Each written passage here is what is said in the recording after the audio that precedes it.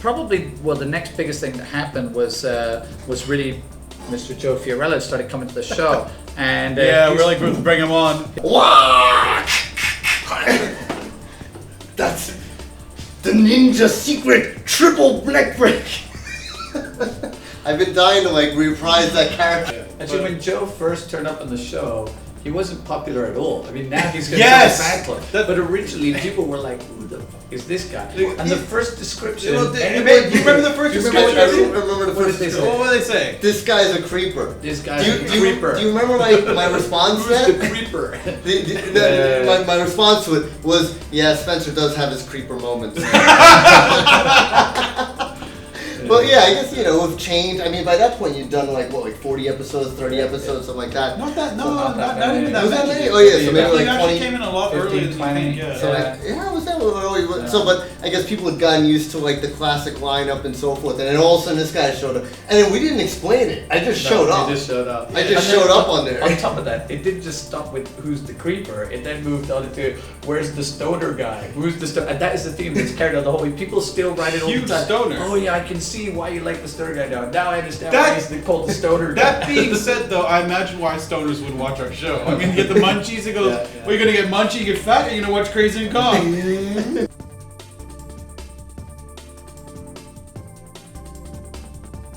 Joe immediately had a very profound effect on the show because of one particular video which basically blew the whole show up, right? Which I wasn't around for. Yes, Which you guys went off and did while I was away in some other country or something. No, what happened was, it was a very hot day. Remember, we were walking around. Yeah. We were dripping sweat, and we saw this machine. I go, wow, that's like a bizarre machine there. I go to it and go, it's an ice one. I go, this is a self-freezing Coke machine. We read everything out, and I had my iPhone 3GS, which is terrible video quality, and I was like, well, you know what?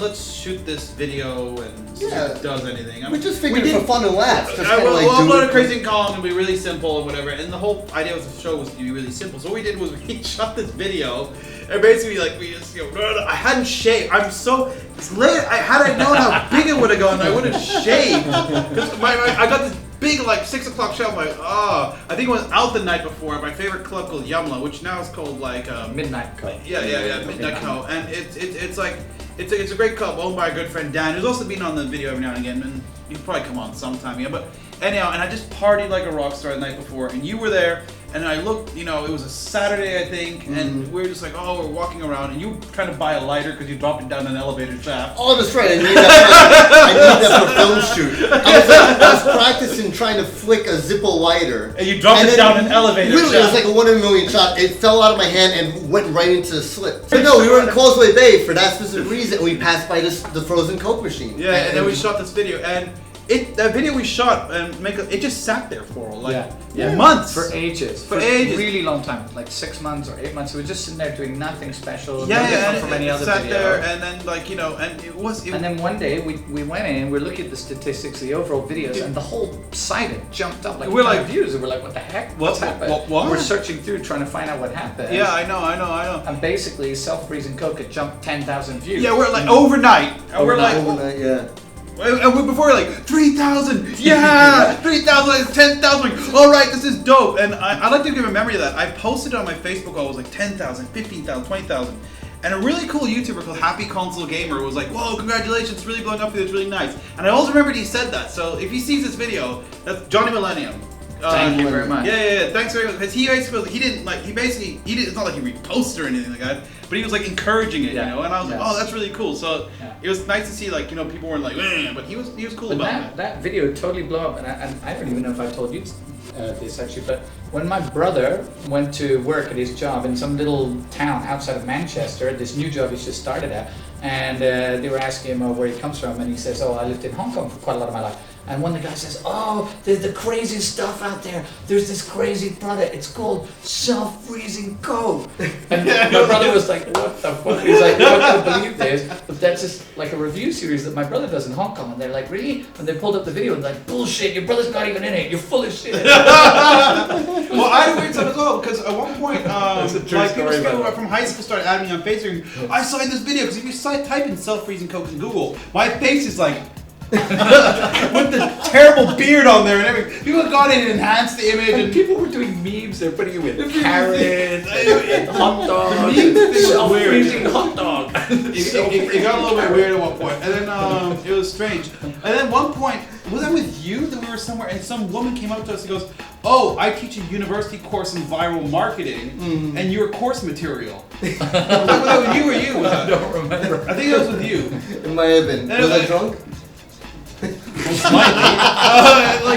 But you know, and you guys are course. I'm like, what? My tin pot YouTube shows become course material at the University of like somewhere in England? I don't know. I graduated a long time ago, but I thought that was ridiculous because we were like, oh, you're self-freezing Coca. And then what did you say again? Which everybody started calling Oh my goodness. People kept on commenting like all kinds of crazy stuff about it, but then people started targeting specifically my one line where they're like, yeah, Joe, what does it taste like? It tastes like Coke with ice in it, but Coke flavored ice. It tastes like Coke with ice in it, but with Coke flavored ice. And then people are just like, oh yeah, check out Captain Obvious. Like, fuck you! What do you think? The thing is, we take the show seriously. I mean, we do the show. And to keep a YouTube show going takes quite a bit, to be honest. But some people take it way more seriously than we do. And they analyze everything and go, look at the, somebody wrote them, look at the cool Mercedes and the black Mercedes in the background or something like that. I don't know, I can't think of it now. People are coming up with like conspiracy theories. Oh yeah, we're part of the Illuminati or Skull and Bones, and I'm like, well, no. People even started coming up like some strange interpretations while I was wearing that Dungeons and Dragons shirt. It's just like, dude, guys, it was a $5 Dungeons and Dragons shirt that I liked. They're getting paid for this. It's all part of the Illuminati. They're gonna take over the world, and and they're all part of it. I was like, yeah.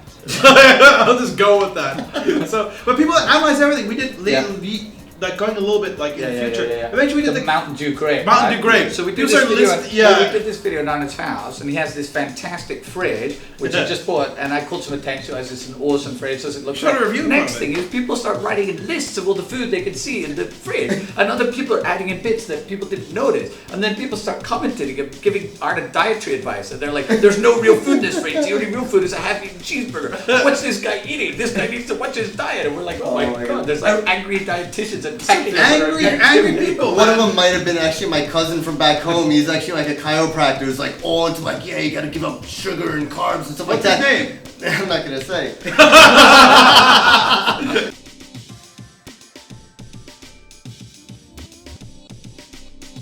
So yeah, and then probably the next like interesting video we did after Joe came on that like was a bit different for I us didn't even was- think about this until we look back at the videos. What you're about to say, with three of us on the screen at the same time. The first time all three of us got on the screen for the first time, and actually it was a The first product time, that, that we actually 4 people have ever been on well, screen. that's what I was as well. going to say. It was actually a product that Emma bought Yes. and decided to bring over for us to try, and we're like, well, why don't you join in the review? then, since you bought the First time we product? had a girl on the First show. time we had a girl. Right. So Emma bought this product on for us to try. Yeah. And that was the Canico The small baby crabs, crabs. fried small crabs. Oh, it was disgusting. I think I said in the video. You said the best comment in that video. What did yeah, you say we tasted like? You said I said it tasted like someone's teeth. It tastes like how fish smells. Like how I don't know what fish that fucking means. smells. I don't know. I don't know. It's something, you know. I mean, we don't write scripts for the show. We ad-lib it all. Sometimes the ad-libs just go in a weird direction. And that was interesting. You don't say.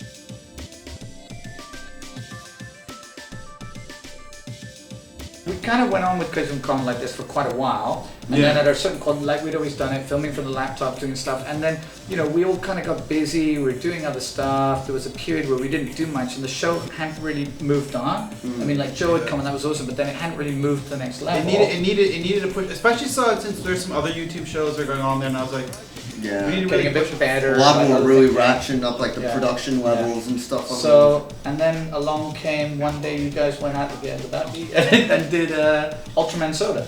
No, basically, no. What happened was, well, there's a couple of different things. First of all, we started using a HD camera. So Yeah, that's the But shooter that, like but our own that's what I'm videos, saying. yeah. Like you guys went out to yeah, do yeah, yeah. Ultraman Soda. Well, first of all, after we use an months. HD camera, so we were like, and now in widescreen, which was like, the cheesiest thing, but I think I want to make it a little surprising. And we also added the logo in the top That's corner. right. I made a quick logo, which is very simple. It's like a circle.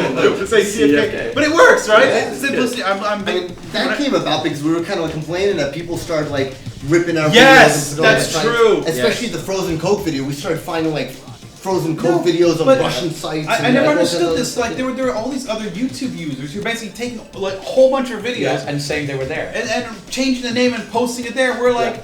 But you're not you. They're like, yes, this is me. Yeah, we wrote you got in an argument with a couple of guys, and the guy wrote back to you was like, "Fuck you, I made this video," and you're like, "But it's me." I'm in the video. You know how I know that? Because I'm in it. Like they're like, "No, this is me." I'm like, I'm Arna. That is a sign of success, I guess. You know, when people start reposting your videos, usually they do that with like rap stars, taking like over that, your personality. Yeah, I think I'm going to coin this theory. I'm going to call it YouTube hijack. Because it's just like it's so or video jacking, I should say. It's basically what that is. They took all our content, and that's actually it can be seen as a compliment, but it's also quite damaging. Yes. Because the things that they could comment under there and just alter. So we were like, we need a logo. I made a logo, put it in the top corner.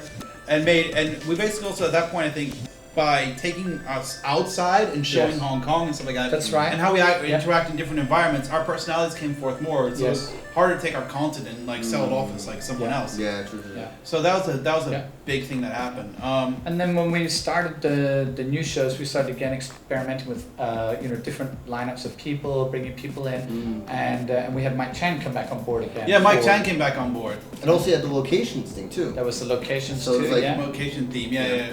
So it's like locations, Mike Chan, HD. Yeah. And that was basically season 3. Which you basically like full HD. I was like 720p. On HD, full HD. It's not full HD. I was like, well, I hope no one notices that. But now that like it's months later, we can say that stuff. The show's evolved since then. So we kind of, I mean, if you were to call it seasons, as Joe was saying, it's almost like season 3. Season 1 was like me and Arna. Season 2 was like Joe joined in. Season 3 was when we went like high quality. High quality, and then but then there were still some elements which weren't there, which came later on. Yeah, we'll go on. We'll go on about that. Yeah. And I also changed up the music as well for the first time.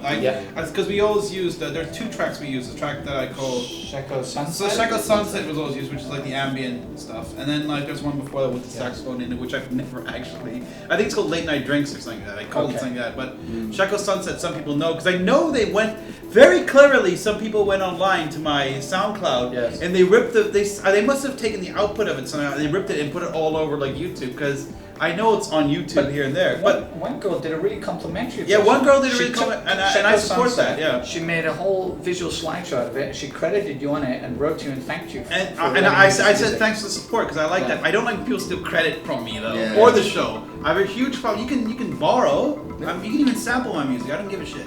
But give me credit. You know what I'm saying? I mean, and give us credit because if you want to steal it from me, it makes me go mental. But we'll talk more about that later on.